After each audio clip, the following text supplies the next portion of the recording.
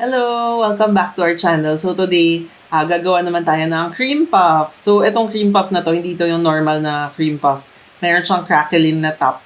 So una kong natikman to nung, kailan ba, mga 2 years ago nung pumunta kami sa Taiwan. Tapos nagulat ako, sabi ko, ang sarap na itong cream puff na to.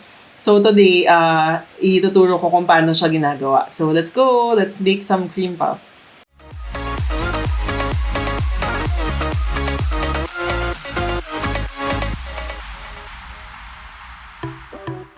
Para sa crispy cream puff, ito ang mga ingredients. All-purpose flour, unsalted butter, granulated sugar, fresh milk, whipping cream, cornstarch, eggs, vanilla, water, and salt. Unahin natin ang craquelin. Sa isang mixing bowl, maglalagay tayo ng 50 grams na softened unsalted butter, tapos ilalagay na natin ng 50 grams na granulated sugar at i-mix natin together until well combined. Then, idagdag na natin ng 50 grams na all-purpose flour. Then, mix natin ulit until parang paste na siya. Then, ilalagay natin ang paste sa parchment paper. Tapos, isa-sandwich natin between two parchment papers. Then, i-roll lang natin para maging flat. Pero wag sobrang nipis. Siguro, mga 1/4 inch dapat ang kapal niya. Then, kailangan natin i-store ito sa freezer for about 20 minutes. Gawin naman natin ang ating diplomat cream. So, ito yung magiging filling. Mag-separate tayo ng 2 na eggs. Egg yolks lang ang gagamitin natin for this. So, ilagay na natin ang ating 2 egg yolks and 60 grams na sugar sa isang bowl. Then, i-mix lang natin until mag-lighten siya in color and mag-thicken. Then, maglalagay tayo ng 25 grams na cornstarch. Then, mix lang natin ulit. Sa isang saucepot naman ay maglagay tayo ng 240 grams na milk. Tapos, ilalagay natin siya sa heat and hihintayin lang natin na mag-simmer. Then carefully maglalagay tayo ng konti sa egg yolk mixture or ite-temper natin ito. Kailangan mabilis ang pag-mix para hindi naman maging scrambled egg ang ating itlog. Tapos pwede na natin ibuhos ang egg yolk mixture sa milk, then heat lang natin while mixing until mag-thicken. Tapos lagyan na natin ng 1 teaspoon vanilla, then ilagay na natin sa isang container. Kailangan natin to ilagay sa ref para lumabig for about 2 hours. Okay, gawin na natin ang ating choux pastry. Sa isang saucepot, maglalagay tayo ng 50 grams unsalted butter and 70 grams na water. Hintayin lang natin matunaw ang butter and kumulo ang mixture, then ilagay na natin ang ating 60 grams na flour. Kailangan i-mix ng mabilis ito para hindi masunog. Pag na-mix na, pwede na natin tanggalin sa heat, then palamigin na natin ng konti ang mixture before maglagay ng 2 eggs. Again, kailangan mabilis para hindi ma-scramble ang eggs. Medyo magiging basa ang mixture natin pero kailangan lang natin i-mix ng mabuti until maging parang paste na siya. Then ipapipe na natin sa isang sheet pan with parchment paper. Lalaki pa ang ating mga choux pastry so kailangan may spaces in between. Tapos kailangan try natin pataasin siya since papatungan pa natin ang craquelin later.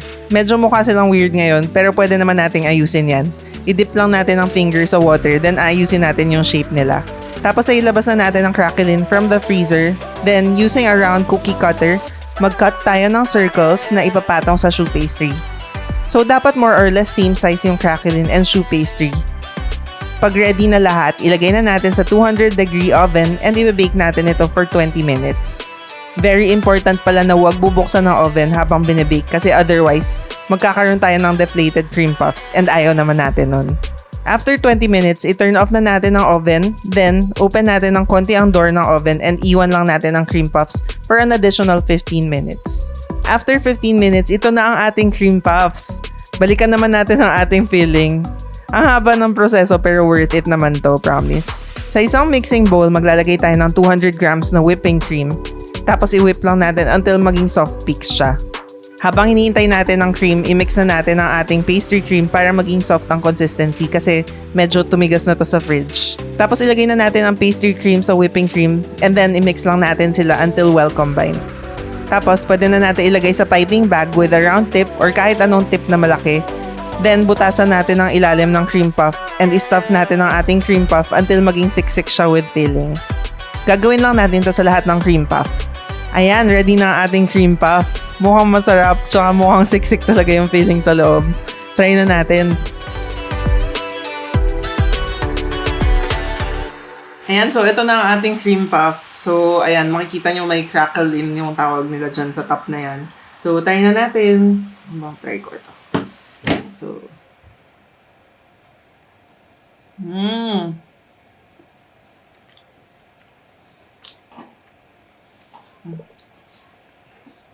So, yung craquelin, nag-a-add siya ng additional na texture dun sa cream puff. Hindi kagaya nung typical cream puff na malambot lang na medyo crunchy. Ito, mas crunchy pa siya na may konting sweetness kasi yung cream puff wala masyadong lasa.